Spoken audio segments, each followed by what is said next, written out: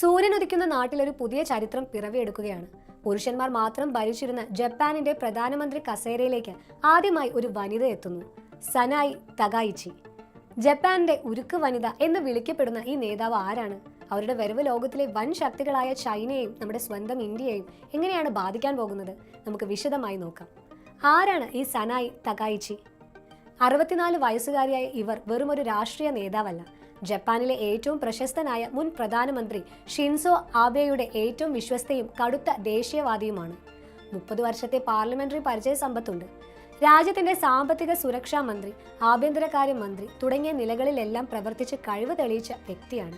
എന്നാൽ അവരെ വ്യത്യസ്തമാക്കുന്നത് അവരുടെ നിലപാടുകളാണ്.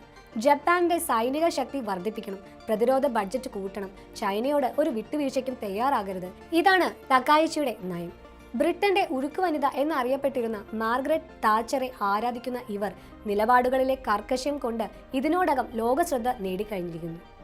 ഇങ്ങനെയുള്ള ശക്തമായ നിലപാടുകളുള്ള ഒരാൾ പ്രധാനമന്ത്രിയാകുമ്പോൾ ഏറ്റവും കൂടുതൽ ശ്രദ്ധിക്കുന്നത് ആരായിരിക്കും? തീർച്ചയായും അയൽ രാജ്യമായ ചൈന. തകായിച്ചിയുടെ വിജയവാർത്ത വന്ന ഉടൻ തന്നെ ചൈനയുടെ പ്രതികരണം വന്നു. ഇത് ജപ്പാന്റെ ആഭ്യന്തര കാര്യമാണ്, നല്ല ബന്ധം തുടരുമെന്ന് പ്രതീക്ഷിക്കുന്നു എന്ന് പുറമെ പറയുന്നുണ്ടെങ്കിലും ചൈനീസ് മാധ്യമങ്ങളിലും വിദഗ്ധർക്കിടയിലും വലിയ ആശങ്കയുണ്ട്. തകായിച്ചിയുടെ കടുത്ത ചൈന വിരുദ്ധ നിലപാട് ഇരു രാജ്യങ്ങളും തമ്മിലുള്ള ബന്ധം വഷളാക്കുമോ എന്നാണ് അവരുടെ പ്രധാന ഭയം. ഇനി നമുക്ക് കാര്യത്തിലേക്ക് വരാം. ജപ്പാനിൽ ആര് പ്രധാനമന്ത്രി ആയാലും നമുക്കെന്താ? ഒരുപാടുണ്ട്.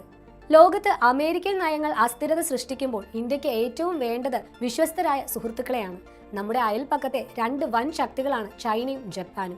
ഇവിടെയാണ് ഷിൻസോ ആബെ എന്ന പേര് വീണ്ടും പ്രശസ്തമാകുന്നത്. ഇന്ത്യയുടെ ഏറ്റവും അടുത്ത സുഹൃത്തായിരുന്നു ആബെ. അദ്ദേഹത്തിന്റെ കാലത്താണ് ഇന്ത്യ ജപ്പാൻ ബന്ധം അതിന്റെ സുവർണ കാലഘട്ടത്തിലെത്തിയത്. ആ ആബെയുടെ നയങ്ങൾ പിന്തുടർന്ന അദ്ദേഹത്തിന്റെ വിശ്വസ്തയായ തകായിച്ചി പ്രധാനമന്ത്രിയാകുന്നത് ഇന്ത്യക്ക് വലിയ പ്രതീക്ഷയാണ് നൽകുന്നത്. ഇന്ത്യയുമായുള്ള ശക്തമായ ബന്ധം അവർ തുടരുമെന്നാണ് ന്യൂഡൽഹി വിശ്വസിക്കുന്നത്.